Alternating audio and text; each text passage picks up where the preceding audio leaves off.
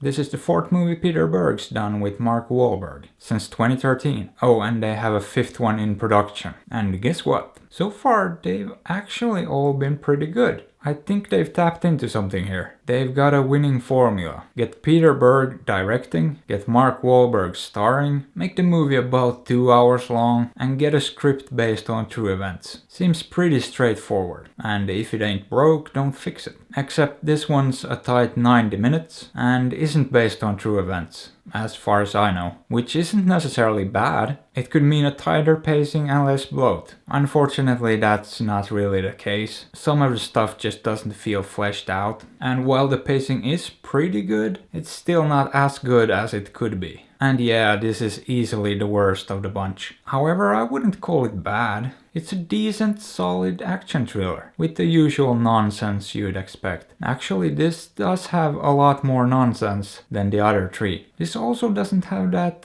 personal angle to it, that sorta keeps it grounded. I mean, the other three are over the top. And Hollywoodized, don't get me wrong. But Mark Wahlberg's characters still feel down to earth, kinda like real people, put in extraordinary situations. And this one's missing that. He's actually a bit of a prick in this, and he's focused on the job and nothing but the job, and has no problems leaving his team members behind. It's just part of the job, and they knew what they were getting into. Except for this one woman. She's apparently special, because she's got a kid. This is where they tried to shoehorn in the personal angle, but boy oh boy did they fail miserably. It's one of the most forced and least fleshed out emotional subplots I've seen in probably years. And the fact that she and Mark were both perfectly fine with sacrificing their team members, but not her, was absolutely ridiculous. And even one of her last lines of the movie just showed how terrible of a mother she is. And that she still prioritized the job over her kid. So why exactly were we supposed to care about her? Or her daughter? I don't know.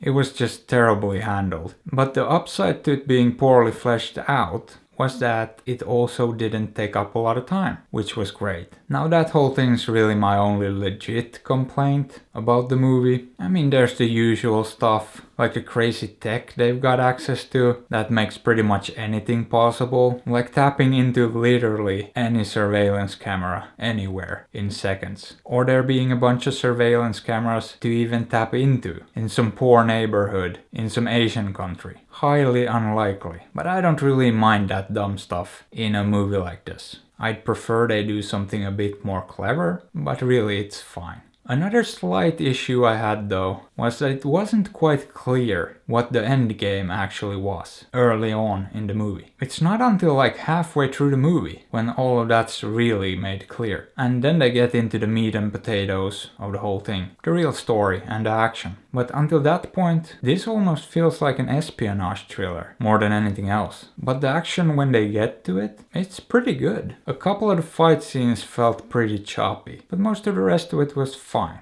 And the opening sequence in particular was phenomenal. Too bad the rest of the movie didn't live up to that. Then we'd have a fantastic movie. Oh, and I guess the way the whole thing wrapped up felt kinda rushed too. So it's definitely far from a flawless movie. But at the end of the day, I was entertained. And it's an action movie. That's what it's supposed to do. So mission accomplished. But yeah, it's not great. I don't know, but I think some fine tuning would have most likely been in order. But as I said, it's a decent, solid enough, entertaining movie, as long as you don't overthink it. So would I recommend it? There's better movies out there, but in a pinch, sure, it's fine. So go watch it or don't, I'm not your dad.